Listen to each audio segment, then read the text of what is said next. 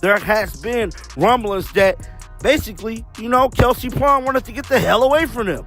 Meaning Becky Hammond and A'ja Wilson. And I'm here to tell you guys, it is looking like that way because none other than Kelsey Plum actually fired shots at the Las Vegas Aces. Kelsey Plum didn't simply depart Las Vegas after packing her things. On her way out, she set fire to the entire Aces enterprise. She made the shocking statement, "I'm finally being treated better than I ever have in the WNBA." During her Sparks press conference and in a recent interview with WNBA legend Sue Bird. Take a moment to process that. Los Angeles wasn't the only recipient of that gratitude. The so-called super team she had just fled from was the direct target of the dagger. As if that weren't enough, Plum intensified her argument with Subbird. She stated it clearly. She desired more. She needed greater trust and accountability, and she wasn't receiving either in Vegas. Translation: A'ja Wilson took front stage. Plum had had enough of being second fiddle, and Becky Hammond supported it. You really are about it. You really believe that you are as good as you think you are, and you really think you can impact winning at the highest level. Only one way to find out. There's only one way to find out. And kind of also too, you also have to have a coach that is no, that's exactly who I want. The quote that drove Vegas fans into a tailspin followed. Plum stated that she required a coach who would say, "That's exactly what I want, too." It's more than just a career objective. That is a blunt criticism of Becky Hammond for not giving her more authority. Consider it. One of the deadliest guards in the league freely said that she felt constrained by Hammond. It's not just Plum, either. Fans are now murmuring that the glittering Aces dynasty is decaying from the inside out due to several exits. What is the actual issue, then? Is it A'ja's envy, Becky's ego, or a front office that believes branding can mask dysfunction? Please share your thoughts in the comments section below. Come on. Now, we know throughout the offseason there has been a lot of chatter behind the scenes in regards to the Las Vegas Aces. The Las Vegas Aces team was completely derailed at the conclusion of the season, which leaving a lot of people to speculate what the hell is going on in Vegas. It gets really good here. Plum's action is more than just a personal one. It's the AC's first significant flaw. She was also fully aware of what she was doing. It wasn't a mistake to use that well-crafted press conference sentence. Months of frustration were condensed into a single, well-written statement. She is informing everyone that the Aces weren't what they appeared to be. Just a question for Kelsey. You came from a place in Las Vegas that really valued player health and player experience. I'm just curious what it was about LA that convinced you that the Sparks would also provide a high quality player experience and amenities. Great question. First and foremost, I 100% had concerns when I first talked to Coach and Reagan, if we're going to be completely honest. And I will say every step of the way, they have not just met but exceeded my expectations.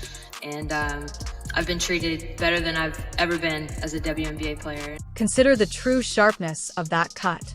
I've never received greater treatment in the WNBA. It's not a casual compliment. It's a verdict. Standing there in yellow sparks, she presented her action as a sign of freedom, but every Vegas fan heard it as evidence that Hammond's purported family atmosphere was a front. Just feel an overwhelming sense of love, I feel open arms. I was actually in the airport this morning and I was just getting some water and the guy was like, "Go Sparks!" It's just, I feel that. So I'm excited about that because I really do feel like people have kind of already wrapped their arms around me. I haven't even played a game yet. Just the welcoming of my teammates and coach and Reagan and ownership, I feel very loved already. Plum also didn't stop there. She acknowledged that she had been hankering after the opportunity to take the lead, which the Aces never offered. She didn't hesitate when asked directly if she wanted to be the snake's head. The keys that Vegas never trusted her with will be given to her by Los Angeles, she made clear. What is it to be the leader? What is it to be the head of the snake? That kind of a vibe. Feels like you just wanted to know. You needed to know. Yeah, I would hate to have grandkids sitting on the couch and just being like, "Oh I wonder if I would have. You know what I mean? Yeah. That sounded creepy, but no, I totally get it. Yeah, you don't want to regret. Is basically what you're saying. As you can see, Plum was never the focal point of Vegas, but rather an accessory, a scoring choice when it was practical, and a piece of the jigsaw. She is the driving force behind LA. Additionally, that contrast was deliberate. She was defining the boundaries between her new team and A'ja Wilson's squad. I'm so grateful to be reunited with Dee, to play with people like Cam and Rakia, and I can continue to go on the list. Remember that the entire trade process took months to complete. This was not a spontaneous outburst. This player was holding back from speaking her truth by biting her tongue. She also didn't just take her shot when she eventually had the microphone. She unloaded the video. Plum was candid even in her conversation with Subbard. She required a coach who genuinely supported, encouraged, and believed in her. With the sparks, she discovered that she didn't connect with Becky Hammond. That isn't rumors. That comes directly from Plum. There's only one way to find out. And kind of also too, like, you also have to have a coach that is like, no, that's exactly who I want. And I give Lynn a ton of credit. Like, she's like, you're my person. Let's do this. And I was like, wow, okay. So I'm not crazy. At least maybe we're both crazy. This isn't a bench warmer requesting minutes. Let's be clear. Plum averaged 17.8 points for 0.2 assists and 2.6 rebounds per game during his time with the Aces last season. Each and every night she produced. However, she wasn't the center of Hammond's system. With everyone else circling A'ja Wilson, it was designed to keep her in the spotlight. LA quickly changed that script. Plum is no longer merely a component behind A'ja or Chelsea Gray. She serves as the team's spokesperson.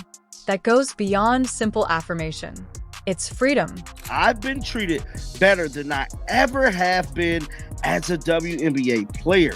Now, that is the comment there that is raising eyebrows amongst fans in regards to Kelsey Plum, stating that she's been treated better so far than she has ever been as a WNBA player. The subtext was immediately apparent to the fans.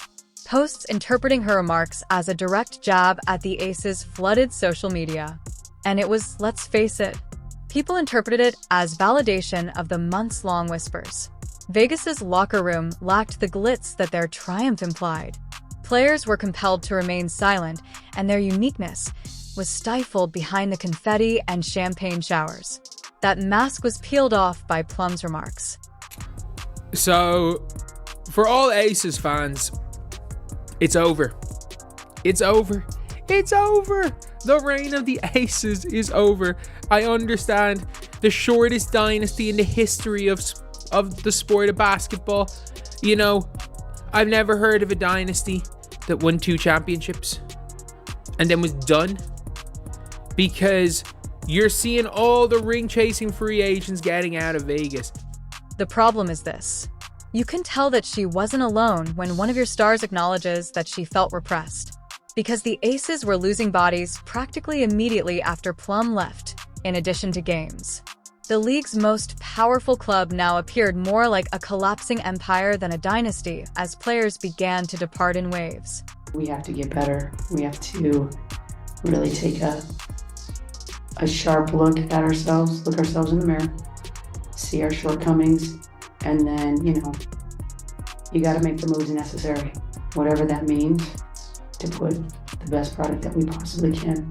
It's not going to be the same group probably next year. It just won't. And I'm sad about that, because I really like that group. They were a pain in my ass, but I was a pain in their ass too. For Vegas, that's the dangerous part. Dynasties don't fall apart suddenly. They fall apart from the inside out. Additionally, Las Vegas is currently losing talent more quickly than it can get it back. The first crack was Kate Martin's departure. In a technical sense, the expansion draft drew her to Golden State. You can dismiss that as bad luck on paper. This is what caused it to hurt, though. Martin didn't pout.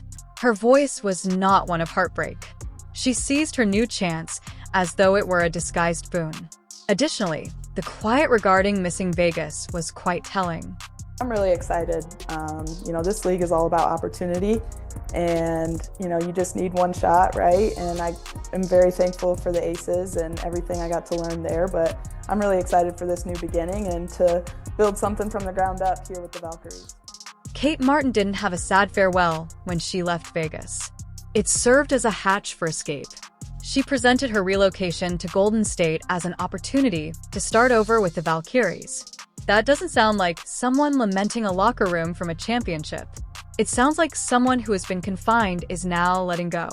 The worst part is still to come. If the heir would Martin have fought to stay if Conditioner's culture truly was as family first as A'ja Wilson and Becky Hammond like to claim?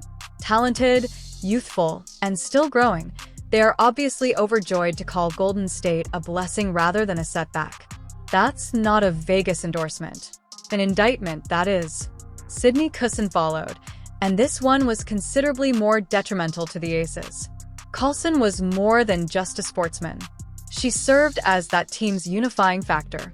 She maintained the balance, lightness, and looseness of the locker room.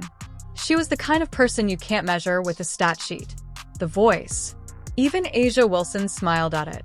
Therefore, Coulson lost more than just minutes when she considered her alternatives and concluded that remaining in Vegas wasn't worth it. That is the loss of chemistry. And champions are created by chemistry. The spark that elevated the Aces above a roster would be gone if Coulson were gone. You take the soul away. You mean to tell me that two-time WNBA champion, the face of the God Dog League, okay? The Aces' main girl, right-hand man, Sydney Coulson, is no longer returning to the Aces and is signing with the Indiana Fever? First of all, do the Fever even have any more roster spots open? How many folks are you guys going to sign? After that, Tiffany Hayes bailed like a knife twist. Recall that Hayes had previously resigned, walked away once, and returned with unresolved business.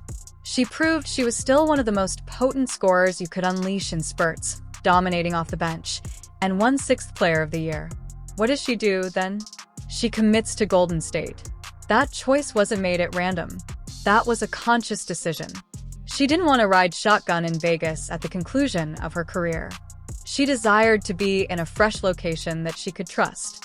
Furthermore, it shows absolutely no faith in the AC's long-term plans if Hayes can choose an expansion team over a well-established contender like Vegas. Then, of course, there is Tiffany Hayes, who, guys, Tiffany Hayes was not even supposed to be in the WNBA last season. She had actually retired in the offseason of 2024. Furthermore, it wasn't limited to the bench mob or younger players. As she considered her future, Alicia Clark, a seasoned leader with credibility radiating from her resume, a recognized defender in the league, and a champion, decided she would want to return to Seattle. Give that some thought. Vegas had championships. Vegas was talented. Nevertheless, Clark opted for culture and comfort over staying for additional rings. Money and minutes weren't the only factors involved. That decision was based on trust. She felt at home in Seattle. Vegas obviously didn't, even with all the winnings. Start with Alicia Clark. According to Ramona Shelburne of ESPN, the Aces wanted to bring back Alicia Clark. But when Seattle came a-knocking, Alicia was like, you know what? I would love to go back to my WNBA home, which is Seattle. Now, guys, if y'all don't know, Alicia Clark won 2 titles with the Seattle Storm in 2018 and 2020. And now at 37 years old, she is looking to bring her 3-and-D game back to Seattle. These departures could be dismissed on an individual basis. Bad luck with the expansion draft. A spark plug looking for fresh prospects, a veteran pursuing home. However, when they're stacked together, the image becomes unattractive. This attrition was not random.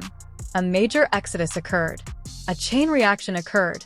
All of Vegas's essential components, its depth, its defensive core, and its locker room voices, left at once. Furthermore, it is not strategy when players, seasoned players, and scorers with established roles opt for new beginnings over continuity. That is dysfunction. Yes, it starts in the wins and the losses, but I'm not going to stop. I'm going to continue to challenge myself and my teammates every single day. Because when you're talking about greatness, It starts with consistency. That brings us full circle to Kelsey Plum. She wasn't just one individual complaining when she stated that she wanted to be respected and that she was treated better in Los Angeles than she had ever been in Vegas. The exits attest to that. She wasn't by herself. She was merely the first bold enough to say it out loud. Young talent like Martin, bench weapons like Hayes, bench leaders like Sydney Colson, and veterans like Alicia Clark. The cracks Plum noticed were visible to all of them. Additionally, their departures conveyed a single, powerful message. In Vegas, stability was a myth. Additionally, that message highlights the front office, exactly where Vegas didn't want it to. Due when players depart in waves, basketball is rarely the reason. It has to do with leadership, or rather, the absence of it. After quietly firing general manager Natalie Williams, the Aces waited months without appointing a long-term replacement. With no architects in charge, a championship roster is in limbo. It's more than just careless. That raises a red flag in front of all agents, rival front offices, and players who are all wondering where this club is going. Also, there is a huge thing that you all have to keep in mind is that the Las Vegas Aces do not have a GM right now. They let go of their GM a couple months ago, and they have not put anyone in that place. And so, hey, Nikki Fargas and Becky Hammond are trying to make some wonders without an actual GM. Following Williams' departure, the murmurs shifted to Becky Hammond. There were rumors. There was conjecture. Did Hammond desire greater authority? Was she aiming for Popovic's San Antonio coach/general manager hybrid position? Theoretically, having a single voice seems good, but we must remember the context. Only last season, Becky Hampton was suspended for breaking the workplace's code of respect. She didn't come into this discussion with a spotless record. Therefore, the notion of granting her additional authority did not inspire trust. It made many skeptical. What is going on in their locker room? Like, this Aces team is falling apart. This is not a coach that I would want to play for. It appeared to many that power was being consolidated at the wrong moment, and it was made worse by the time. Vegas was already suffering from penalties after being penalized and having their 2025 first-round choice taken away due to pregnancy discrimination. A scandal that was a moral failing as well as a news story. A winning squad was discovered to be deceiving its own supporters. That cannot be erased by wins. As if that weren't enough, a second league probe followed. This time investigating potential wage ceiling circumvention, back-channel payments, rumors of unstated benefits, and a culture of breaking the law until it's too late. For that, the league is investigating the Aces for potential salary cap circumvention.